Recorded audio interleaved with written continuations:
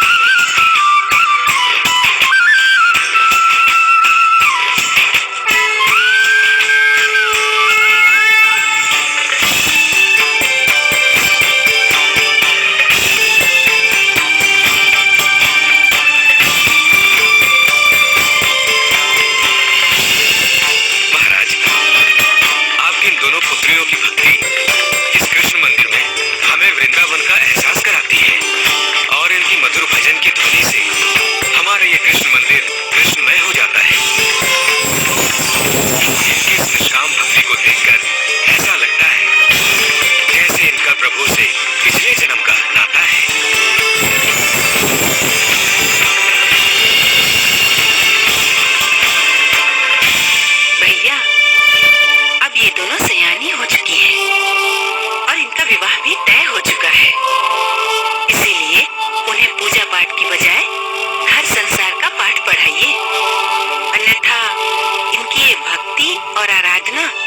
कहीं वैरागन न बना दे।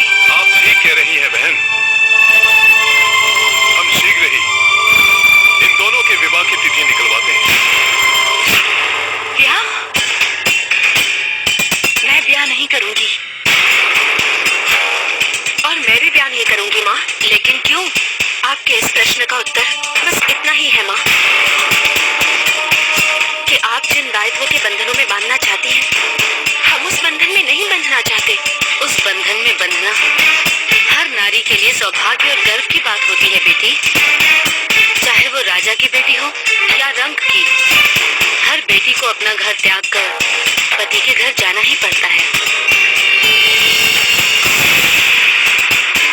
और इसके लिए तुम्हारे पिता किसी को वचन भी दे चुके हैं। अब उसका मान तो रखना ही होगा। माँ, कृपा करके आप हमें इस वचन की बड़ी वेदी पे मत चढ़ाओ। इसमें हमारी इच्छा सम्मिलित नहीं है। हाँ माँ, और पिताजी ने तो हमसे बिना पूछे ही ये वचन दिया है।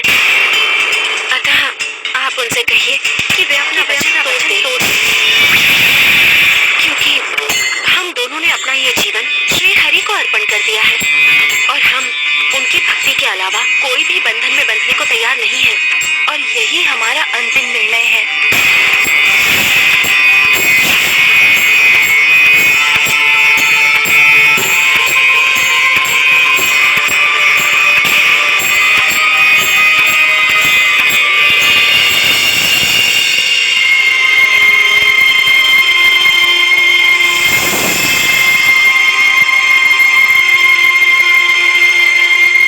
महारानी, हम आप दोनों के लिए एक शुभ समाचार लाए। हमने जया और ललिता के विवाह की तिथि निकलवा ली है। यदि आप दोनों सहमति दें तो हम उनके ससुराल वालों को सूचित कर देते हैं। महाराज, आप हमारी पुत्रियों के ससुराल वालों को संदेशा अवश्य दीजिए, किंतु विवाह का नहीं, विवाह तोड़ने का। ये आप क्या कह रही हैं महारानी? वही जो सत्य है स्वामी। हाँ स्वामी, हमारी पुत्रियां इस विवाह के विरुद्ध हैं। विरुद्ध है? लेकिन क्यों? आप चिंता न करें भाई साहब, उनके विरुद्ध जाने से क्या होता है भाभी? होता तो वही है ना जो माँ बाप और समाज चाहता है। जानती है ना, सदियों से यही परंपरा रही है कि एक न एक दिन बेटियों का विवाह और कन्यादान करके हर माँ बाप को उन्हें विदा करना ही पड़ता है। हाँ ननद जी, किंतु किंतु किंतु मेरी सुनता ही कौन है? अरे, मैंने आप दोनों को कितनी बार समझाया कि बेटियों को इस पूजा पाठ से दूर रखिए। जो हुआ सो हुआ, परंतु अब क्या करें बहन? करना क्या है भाई साहब, उन दोनों पर थोड़ी सख्ती लाइए, पूजा पाठ से उन्हें दूर रखिए। थोड़े ही दिनों में उनकी अकल ठिकाने आ जाएगी। किंतु हम ऐसा कैसे कर सकते हैं ननद जी? यदि आप ऐसा नहीं कर सकती तो ये सब मुझ पर छोड़ दीजिए। आप तो बस ब्याह की तैयारी कीजिए।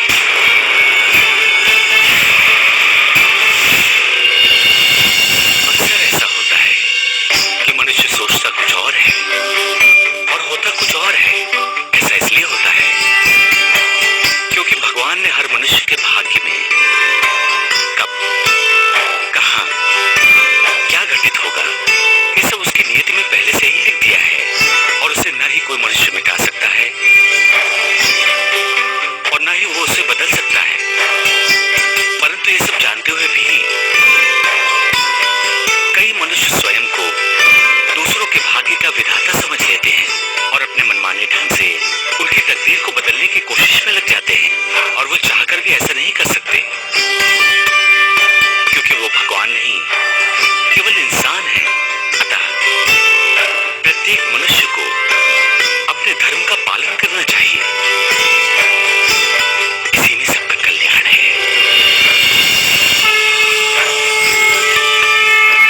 बोलो श्री सहजानंद महाराज की जय। बोलो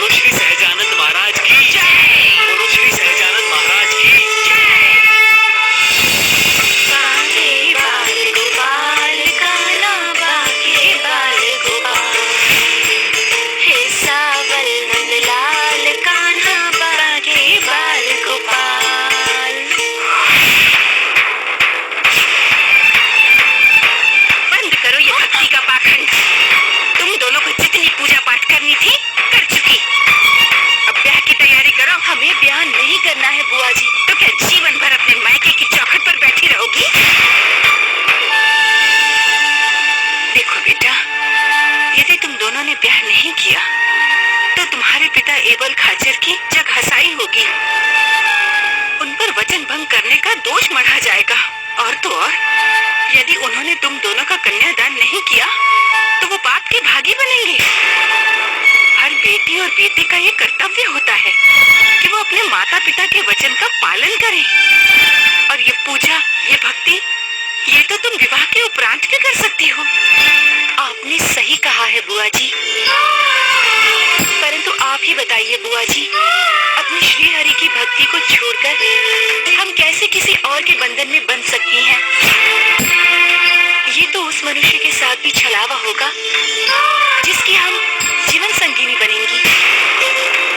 इससे तो अच्छा यही होगा कि आप उन्हें ये सच्चाई बताकर ये बंधन को जोड़ने से पहले ही तोड़ दें, क्योंकि हमारा जीवन तो अब श्री हरि की भक्ति के लिए समर्पित हो चुका है, जिसे अब तोड़ना संभव नहीं है। लेकिन तुम्हारी पूजा पाठ पर प्रतिबंध लगाना तो संभव है, और ये कार्य हम आज और इसी पल से शुरू करते हैं। याद रहे, जब तक तुम दोनों खुशी खुशी जीत के लिए तैयार नहीं हो जाती, ये प्रतिबंध हटने वाला नहीं है।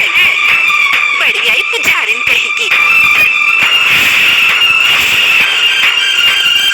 पंडित जी, इस मंदिर के द्वार पर ताले लगा दो, इसे जंजीरों से सिकड़ दो, ताकि इसमें कोई परिंदा भी पर न मारने पाए। किंतु बहन जी, आपसे जितना कहा गया है उतना ही कीजिए पंडित जी, अन्यथा आपको भी इस मंदिर में कैद करा देंगे।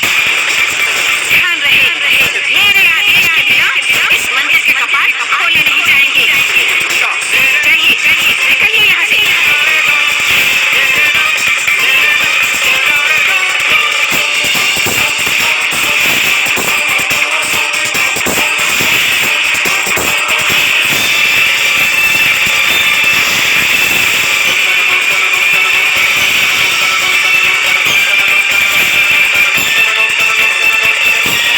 याद रहे, मेरे आदेश के बिना ये कपाट नहीं खोले जाएंगे।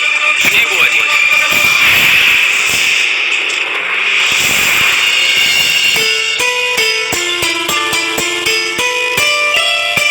क्षमा कीजिए राजकुमारी जी, आप लोग इस मंदिर में नहीं जा सकती। लेकिन क्यों? क्योंकि आपकी बुआ जी ने हरि मंदिर के द्वार पर ताला लगवा दिया है। मंदिर के द्वार पर ताला लगा दिया? ऐसा नहीं हो सकता, बुआ जी ऐसा नहीं कर सकती। चलो ललिता, माँ के पास चलते हैं। हाँ चलो।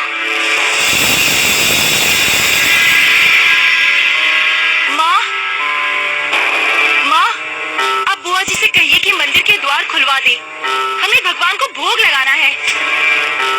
हाँ माँ, आप जानती हैं, जब तक हम भगवान को भोग नहीं लगाते हम भोजन ग्रहण नहीं करते। तुम्हारी इस धमकी का हम पर कोई असर नहीं होने वाला। कान खोलकर सुन लो, मंदिर का द्वार तभी खुलेगा जब तुम दोनों ब्याह के लिए तैयार हो जाओगी। वैसे भी तुम्हें मंदिर जाने की क्या आवश्यकता है? यदि तुम्हारी भक्ति और श्रद्धा में इतनी शक्ति है तो बुला लो अपने भगवान को अपने पास। जरा मैं भी तो देखूं, जिसकी भक्ति के नाम पर तुम लोगों ने इतना शोर मचा रखा है, उस श्री हरि को तुम्हारी पुकार सुनाई देती भी है या नहीं? आप हमारी भक्ति की अविरल धारा को बांधने का प्रयास कर रही हैं बुआ जी, किंतु आप कदाचित ये नहीं जानती कि मनुष्य लाभ चाहे फिर भी बहती धारा को बांध नहीं सकता। तर्क करने से कोई लाभ ना होगा जया।